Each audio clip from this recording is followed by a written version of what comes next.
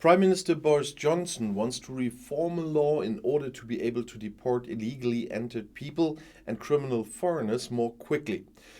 Critics call it an undermining of the legal system. The Minister of Justice justifies the move with a healthy dose of common sense, as he says. So after Brexit, Great Britain wants to decouple itself more legally from the EU and, in a controversial step, reform a law on human rights. The main aim is to make it easier for people who have entered illegally to be deported.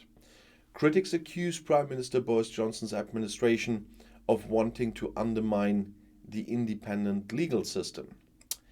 The Justice Department said on Tuesday that the measures will increase the ability to deport foreign criminals who all too often abused human rights law to avoid deportation.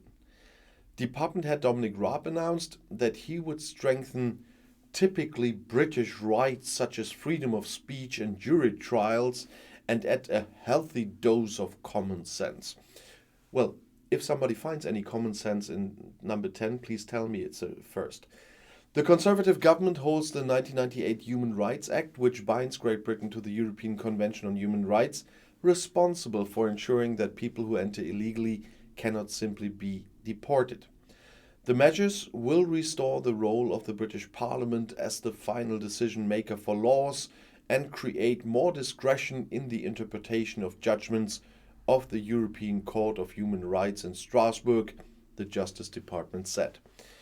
The aim is to find an appropriate balance between individual rights, personal responsibility, and the broader public interest.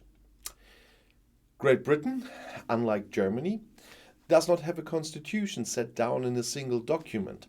Instead, it consists of a whole series of laws, court decisions, and conventions.